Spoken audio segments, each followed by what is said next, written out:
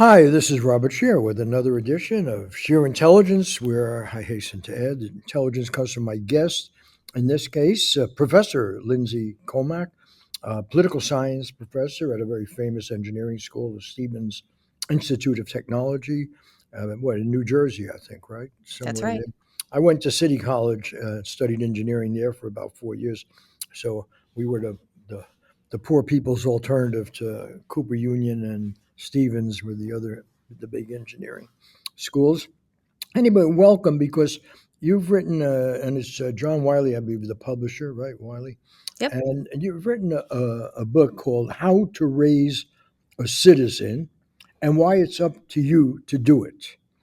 And the book is a very good discussion. Let me just say right off the bat, it's not long, it's very accessible.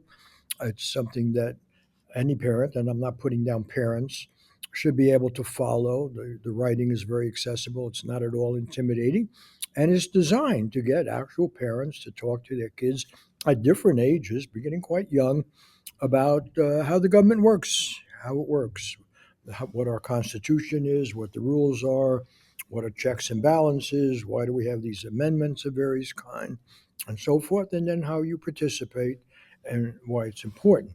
But the book is overall pretty depressing, and not through any fault of your own, because it proceeds from the premise that none of this education is effectively going on in any of our schools. And you offer as evidence of that the students that enter your school. And now, again, they're engineering people. They're probably more into the STEM stuff and all that, maybe had less social science. Nonetheless, you teach an introductory course and stuff that I would have thought, and going on the book, that people would have known from the beginning. So let me just offer one little personal anecdote. I went to school in the Bronx and PS 96 and 89, and then I went to City College, took the subway a different direction. And we did have civics. And you mentioned this is post World War II, though. And you mentioned somebody, John Dewey, who was a famous educator in your book. And he started something that we used to call progressive education, which I believe at that time the entire New York City school system sort of played with or adopted or had and so forth. And this was coming after World War II and a kind of exuberance about America and the citizen participation. And we learned all of the things that you want to teach young people in your book. And we learned them in elementary school, we learned it in high school.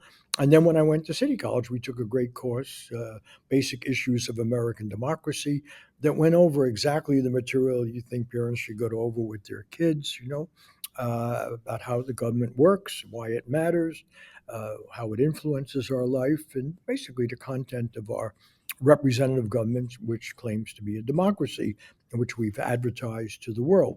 So I want to begin with what your basic argument of your opening chapters, that this has to be done by parents because it's no longer being done in the schools, and you blame standardized testing, the SATs and the ACT. You blame politicization by parents and others and local school boards, but you have a pretty flat declaration. And in fact, it's the subtitle of your book, How to Raise a Citizen, and why it is up to you to do it. Now, again, so defend that proposition and let's talk about that a little bit. Why should it be? I mean, what if there aren't parents that have the time to do what you suggest in this book? Working two jobs, or they're not, maybe they're an immigrant family, they're not that familiar with our system and so forth. This pretty serious stuff that you're raising even with 3 year olds. I think in your own family you raised it with a 1 year old, right? uh, Probably not a 1-year-old, but I do know that our young kids are getting messages whether or not we think we're imparting them to them. no, good point. So anyway, tell me why we can't, in a democracy of representative government, assume that our public institutions, or publicly sanctioned institutions, including private schools, don't teach us civics, and yet we claim to be a democracy. How did this happen? And why isn't something done about it other than buying your book and learning how to teach your own kid? Sure. So first, thanks for having me. I'm excited to have this conversation with you. It's obviously a topic that I like about talking about, and so it's good to get into it with someone who's engaged with the material. And I'll tell you, I didn't set out to write a book to say, you know what, this is going to be a parenting book. What happened was, I've been working as a college professor for 10 years, and I'm at a very good school where my students are so bright. They're really good at doing school, they're good at taking tests, they go on to great careers. But it became increasingly clear to me that they don't know the very basics of our government. And this happened in like year 4 when I started to organize our Ducks to the Polls initiative. Because I'm at a small school and because I was the only political science faculty at the time, I sort of got voluntold, you're going to be in charge of doing like voter registration drives. You're going to be in charge of taking students to the polls. And then we'd have like a little ice cream party after to celebrate their first time voting. And without fail, every time we do this, we have multiple students who are turned away because they're either not registered to vote or they're not registered in this county and they didn't know that. And that doesn't feel good. They like think they're going to go do this like big adult thing, be with their friends, participate in democracy, but then they're like crestfallen and they're a little heartbroken because someone didn't explain the rules to them. So I set out with 6 research assistants to sort of figure out what is the lay of the land in terms of what's getting taught in schools. And in that work, we realized it's very hard to get all the requisite information done in the school environment that we have today. And that's why it became a parenting book. So we looked at a lot of different metrics when we looked at curricular time from K through 12. We looked at curricular design from every 50 state. We looked at things like the nation's report card that check in at 8th graders and see who's proficient, who has a basic level of knowledge, who has an exceptional level of knowledge. We looked at APUS test scores, which is just an assessment of the top high schoolers who think they know these subjects. And we found that we're lacking in every single indicator. We know that we're lacking in youth voter registration and youth voter turnout. But part of that is because our children are not equipped with the tools to understand the systems that they're graduating into. And you asked how we got there. And the truth is, there's a lot of different ways why we got there. The first thing is understanding government is hard. You know, there's a lot of different systems, there's a lot of different players, there's a lot of different concepts. And while we teach government and civics and politics in a different way in every single state, there's like sort of a modal form of delivery that happens in a lot of places. Usually, in your 7th or 8th grade, you're going to get a class that's called like US history or world history or something that's social studies. And that's when children are first introduced to sort of the concepts of the founders, maybe westward expansion, maybe American exceptionalism. And then we wait again until your 2nd semester of your senior year of high school, and we teach you a class called government, which is like, you know, registering to vote, maybe a few other foundational pieces. But oftentimes, in both of those years, we teach this as a spectator sport. We teach it as a history. We say, here's the founders, here's the ideas they created, here's the system that's in place today. And we don't, as often, teach it as something that we're active in, that we change, that we can contribute to. That's not to say that doesn't happen everywhere. There are some states that have like bright spots or initiatives that are happening. But on average, we are letting our students down. It's also something where you brought up ACT and SAT scores, and that's true. When we have this obsession with making higher scores for all of our students and higher aggregate scores for our schools, neither one of these tests has a civics component. So in a compressed classroom day, you're going to have things that get squeezed out. And when we were interviewing teachers, we know that the things that get squeezed out are the things that aren't tested. So civics gets to the side. If you look at the dollars that we spend on these things, for every $50 that goes to STEM in a K through 12 curricula, only 5 cents goes to civics. So we know the indicators and the metrics of prioritization just say that we're not doing enough of this. There's also the school constraints that our administrators and teachers that we talked to said where they were worried about what parents would think. Like they want to teach our kids how to understand their systems. They don't have enough time, they're not supported, and they're afraid that parents are going to think that they're indoctrinating their kids or brainwashing their kids. They get mean emails, their principals get on them for it. And so they're just more hesitant to do it than they've done in the past. And so this became a book to say, look, we all want our kids to be as healthy as possible, as successful as possible, as understanding of their own world as they can. But if we really want them to understand politics and government, we're going to have to do some of that work in the home because it's not happening in schools. It's not to say that it can't happen in schools, but currently it's not. Okay, well, first of all, if it only happens at home, we're prejudicing the electorate because, and was the problem before the explosion of public education. People who went to private schools, privileged colleges, got a heavy dose of civic responsibility because they were being trained to be the leaders of the future. So someone who went to, Groton and then went to Harvard and everything, they actually had the idea maybe they'll be a senator or even president and so forth, so forth. What happened, however, with the turmoil of the 30s and the Depression and the war and so forth, but actually quite a bit earlier with mass society, there became a sense that no, the public needs to be involved. Ordinary people need to be, they have to have agency and knowledge. And a key object of public education, going back to beginning even with the founders, some of them supporting it, was you can't have a significant representative governance or democracy, let alone if people don't know how the system works. And more important, something that I want to discuss in relation to your primer, critical thinking about it. Policy and who does it benefit and how is the game rigged? After all, you have a nice structure of these separation of powers, but what about lobbying? What about money? And so forth. And so it seems to me, I don't have your expertise on this, but I've read a lot about how textbooks got written and all the pressures and everything else.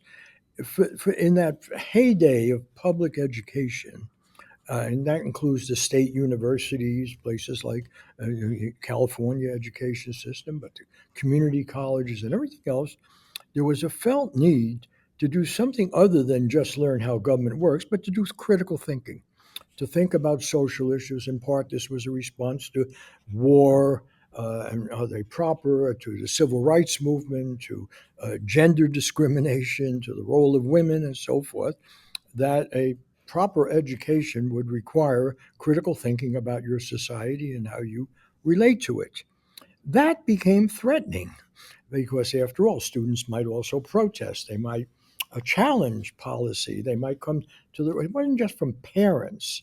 It was from an establishment that said, wait a minute. And I know you've done some work on the Black Lives Matter movement. I looked that up.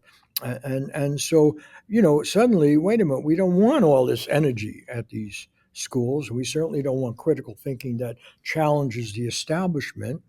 And the big emphasis on a notion of the meritocracy and these exams you're talking about really was to get good workers, primarily for industry, who could fit in. That's where STEM and everything was. And this idea of an engaged citizenry was abandoned. And the only thing I want to take issue with you on is the idea that it can effectively be done in the home across class, across race, across region. Unfortunately, I think the more affluent families, the more highly motivated, the parents who have more time to spend with their children, they'll do it. But kids who are going requiring their school, their public education to give us knowledge won't be getting it. That's not your fault. I'm applauding your effort to raise these issues. But it seems to me in your book, you call attention to really a startling failure of our society. I think that's right, and I agree with you that there are going to be class differences, race differences, regionality, and people with more time are going to be able to do this. And the point of this book is not to say this shouldn't be done in schools. In fact, if I could wave a magic wand, we would teach civics like every other subject. It would start in kindergarten, build into first grade, second grade, third grade, all the way up to 12. Because, it's hard to understand this stuff. There's like past history to understand, current events, future ideology things to consider. There's a lot that's hard to get here. And so I think it would be great if we could do it in schools. And that would be wonderful for me. And But it I know that was right done. now, No, let me just interrupt. The point I'm making, it was accepted that it would be done. I think if you went to Iowa State or you went to Michigan State or something, wherever you went, the land grant colleges and so forth, that was built in. It was built in to the obligation of these schools is to prepare you for citizenship. The fact that it's not there now, I think, represents certain political influences and the abandonment of education by our political establishment. That maybe you really don't want a lot of questioning children of farmers or factory workers. I mean, it's a possibility, but how could it otherwise happen? Why no, would no, it even be you're right. controversial not to be talking about the very political system that you're proclaiming to the world as the way to save us? And then, as you point out in your book, we end up with the kind of presidential elections we have now, which are exercises in madness, stupidity, demagogues, and so forth. Well, it's almost by design. You're right. It is a political decision. All of these decisions are political. Like what we're going to teach in schools, that is a political decision that some entity makes for its own sort of locality and changes, or states do that. And we see this today. State legislatures are increasingly exerting oversight on how these types of topics can be addressed in the classroom or if they can be addressed at all.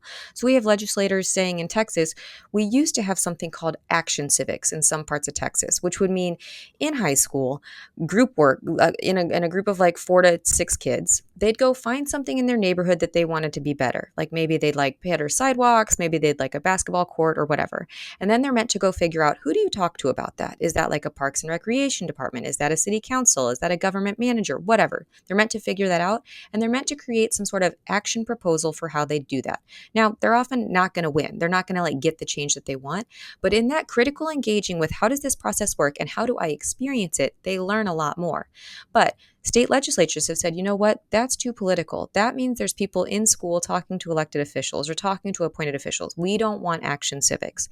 And state legislatures are increasingly making choices like this, which is why, if we want our kids to know these things, we have to create opportunities for them to do this and not rely on schools, because increasingly it's just not a place to get this done, despite the fact that it could be.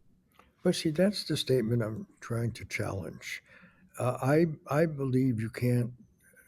Yes, it's admirable that you would write this book and get parents to do the right thing by their children and by their society. But in order for a society to be healthy, its main structures of certainly of education have to be healthy. And like you can look at totalitarian societies and say, well, they consciously make their students ignorant or avoid important questions or controversy or critical thinking, and that's in their interest. We are doing a variant of that.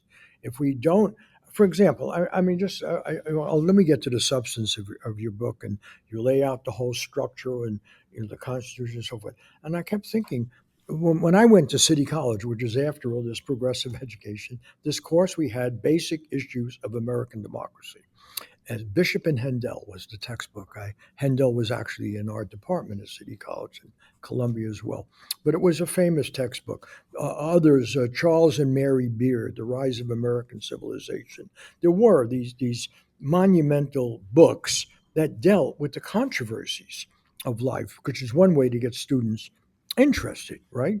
And so, for example, when I was there, a question would come up in my early editing: why is baseball racially segregated? We just fought a war for democracy, and until Jackie Robinson comes in, why was the U.S. military racially segregated in a war for freedom? You know, and you can go. I was kept thinking, reading your thing, if I were the child, and for instance, you get to the part about when women get the vote.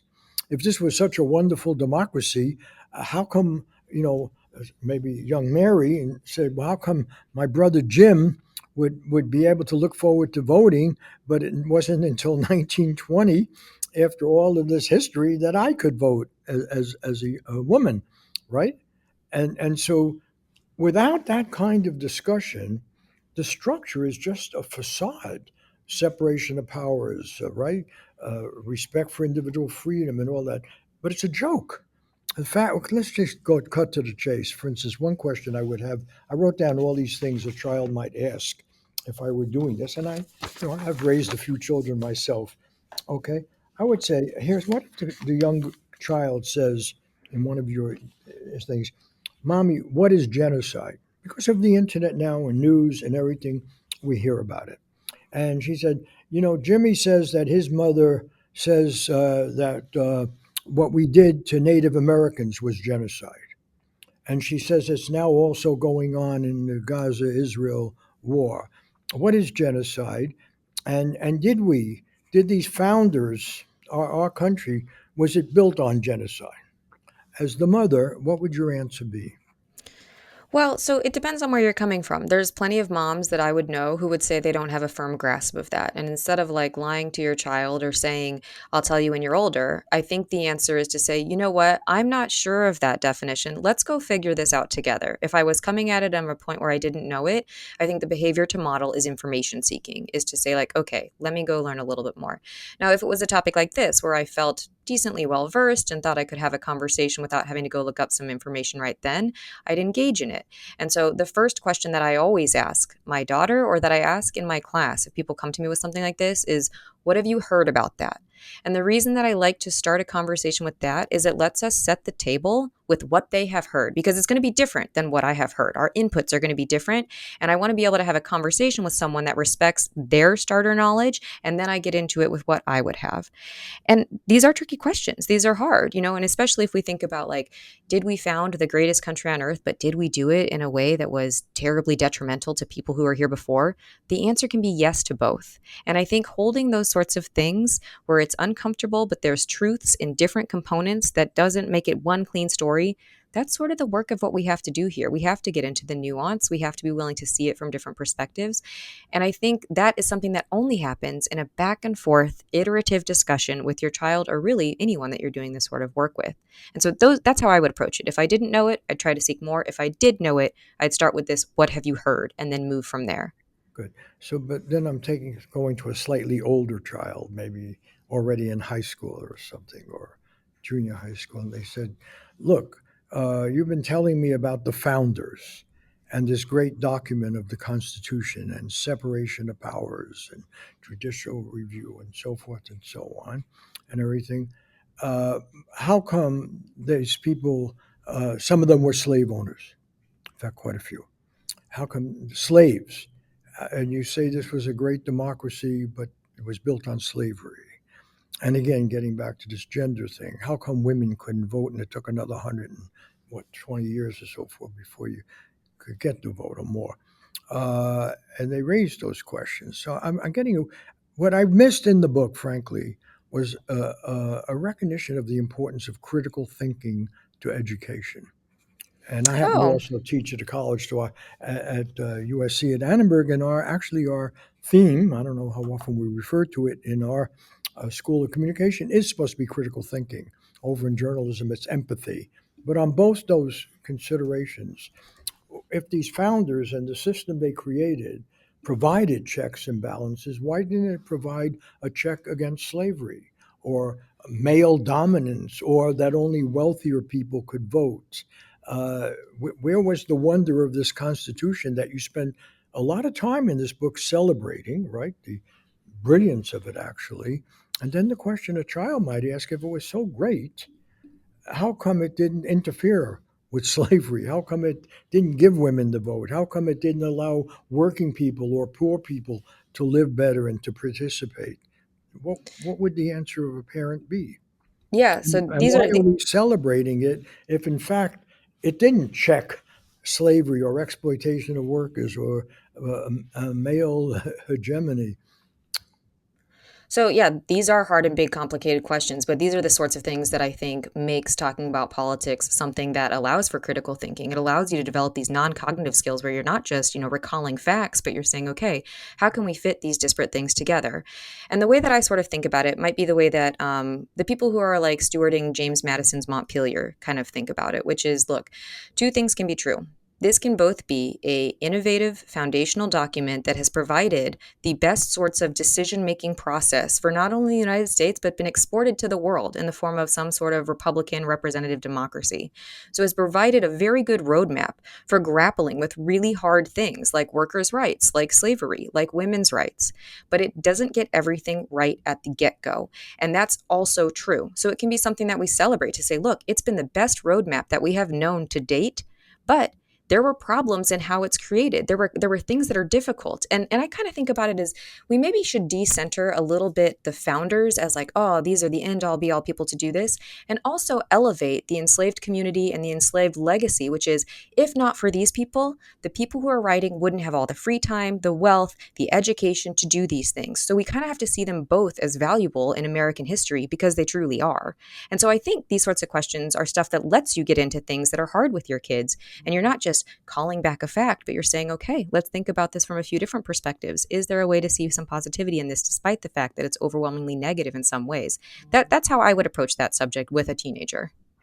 But in terms of this model of ours, and yes, a lot has been written celebrating it, but people have developed other models in the world. One of the problems we have is sometimes we don't seem as sensitive to their right to have different models. So, for instance, there's a lot of countries in the world now that their model is basically built around anti colonialism. And these are countries actually were founded after World War II, a number of them, and so forth.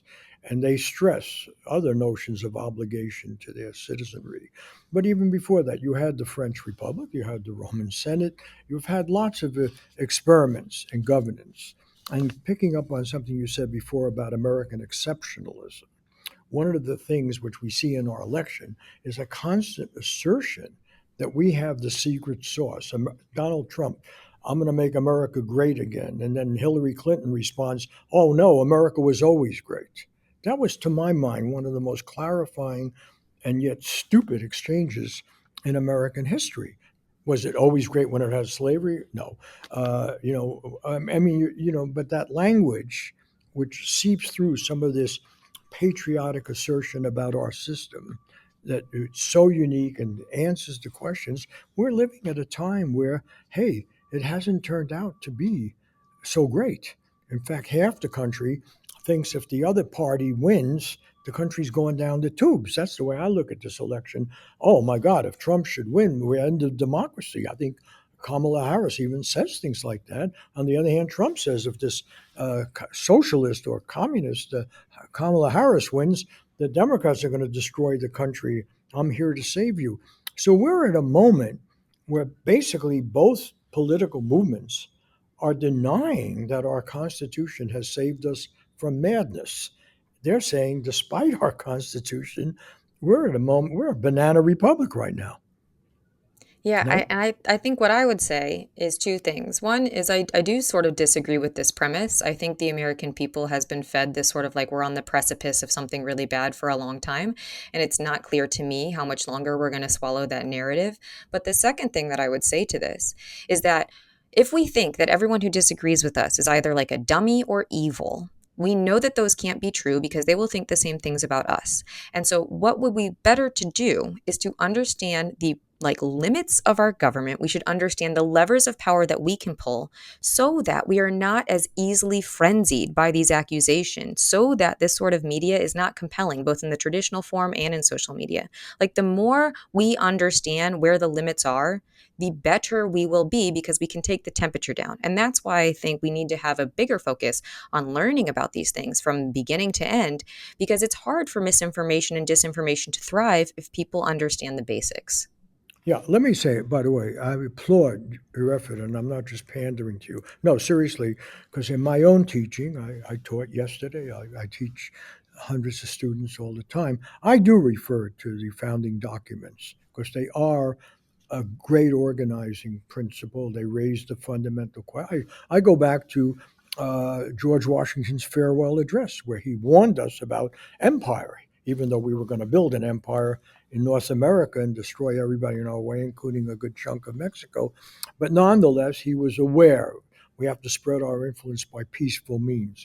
And warned about the impostures of pretended patriotism. And then, of course, I deal with the Fourth Amendment to try to understand the internet, understand somebody like Julian Assange being in jail at our request, even though he seemed to be actively working to make the Fourth Amendment and the First Amendment a reality. So, yeah, yes, I agree with what you said that we have this document that raises all of the important questions. I think everybody, but where we're disagreeing, and it's not your fault, I think if it falls upon the parent to do this education, we are really in big trouble. That a society has a responsibility to educate its young, its people, to function, and particularly if it claims to be a representative governance. This is not your fault. You're really out there. And let me just praise the book in important ways. I think as a political scientist and as a writer, You make the Constitution very accessible. You make our system of government very accessible. If I were to recommend or look for a book, tell me about all the amendments. Tell me what history. Tell me how it was constructed, and do it in less than 300 pages or something of a very clear language, very accessible, not just for a college student, but maybe for an 8-year-old or a 12-year-old or so forth. You've done it, okay? And the book is, by the way, let me get the title out here, How to Raise a Citizen. It's by Wiley, publisher, and why it's up to you to do it. So I want to say this is a book that's worth buying, worth reading, worth sharing with your children. So nothing in my nitpicking here should detract from that, okay? I mean, I just want to be clear about that. Your command of it, your history, very accessible. That's the word I would use without cheapening it. It's a very good discussion.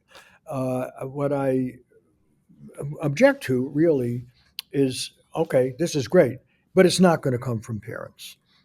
And it's not going to come from people like you. And it's not your responsibility. And it's not the responsibility of parents. After all, that's why we have spend all this time on education and money.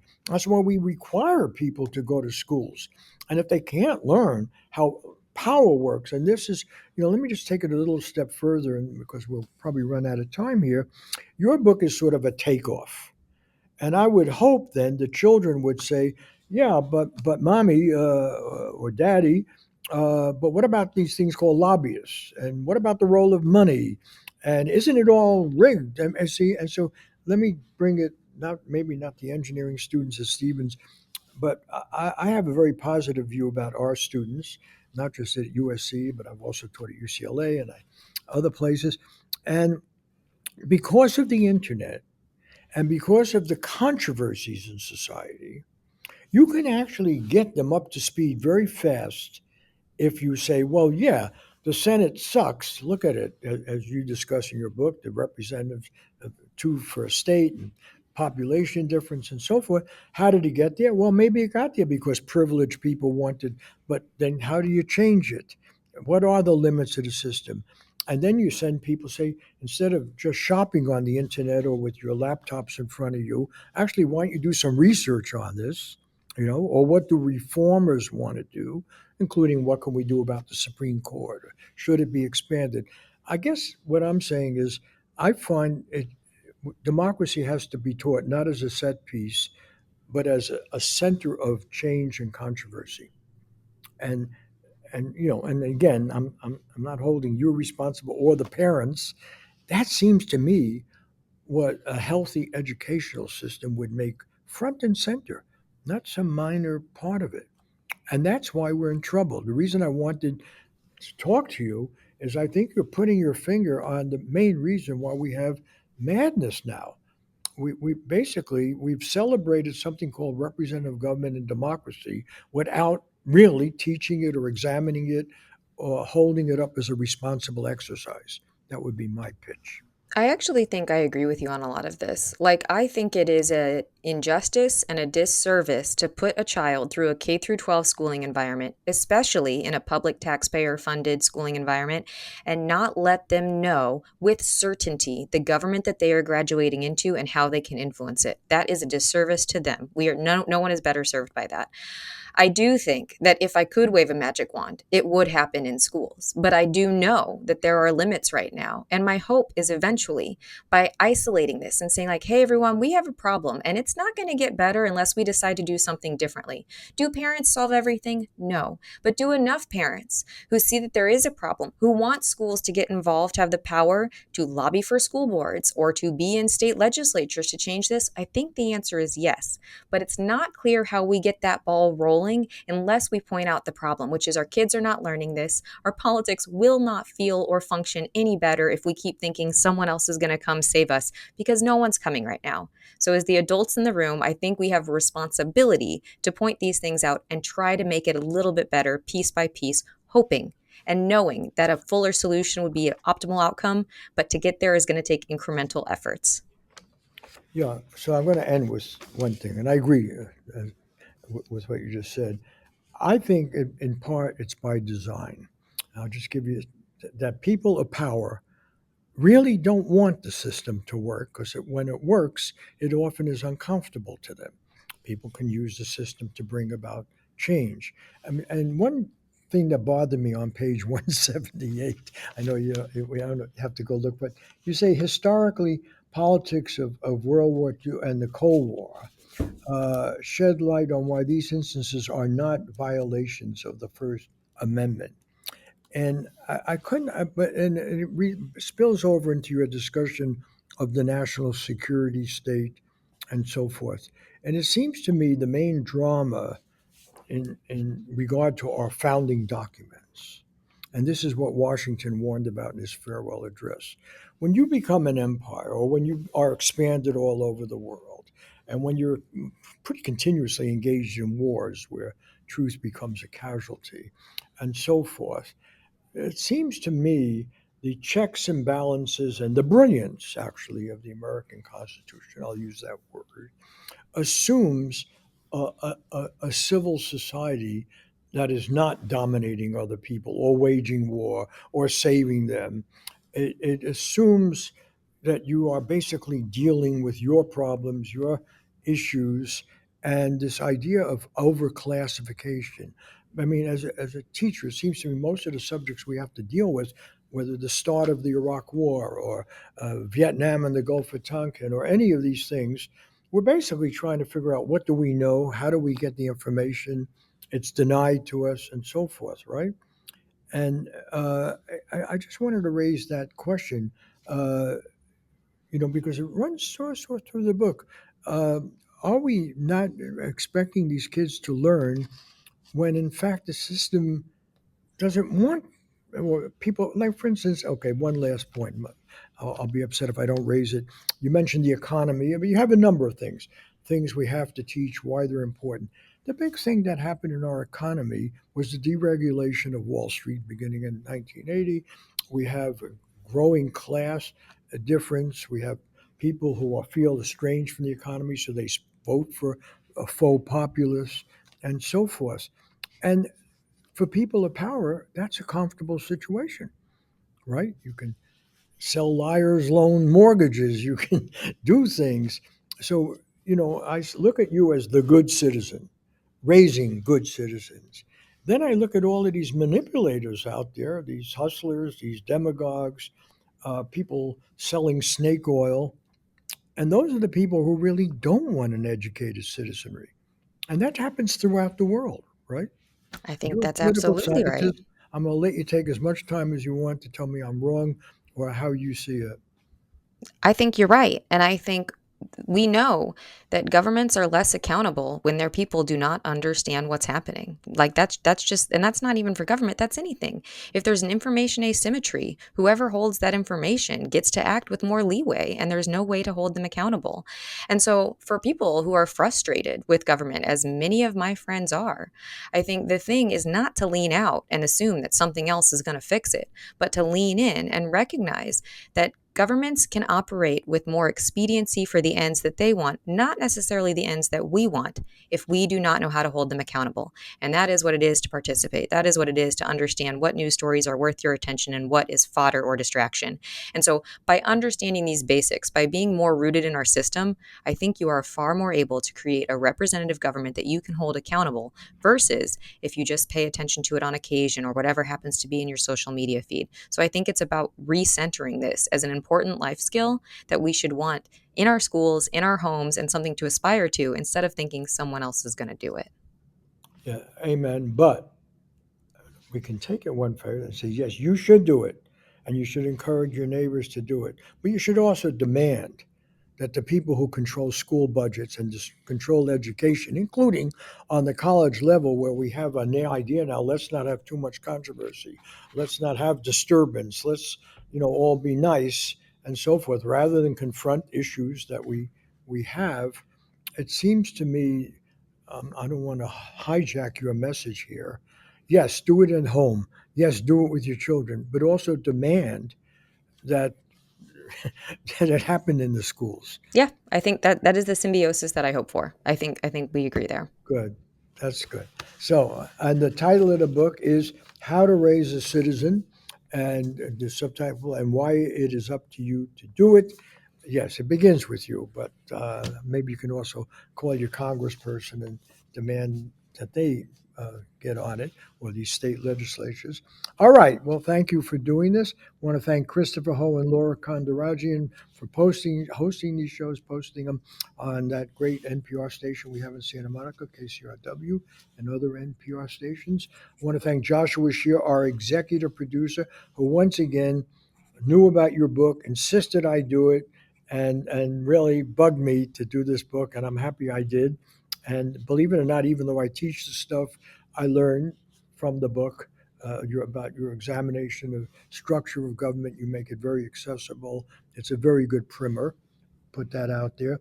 Diego Ramos, who writes the introduction, Max Jones, who does the video, and the JKW Foundation in memory of a very important writer and public intellectual, Gene Stein, for giving some funding, as does Integrity Media Foundation, helping us put these shows on. See you next week with another edition of Scheer Intelligence.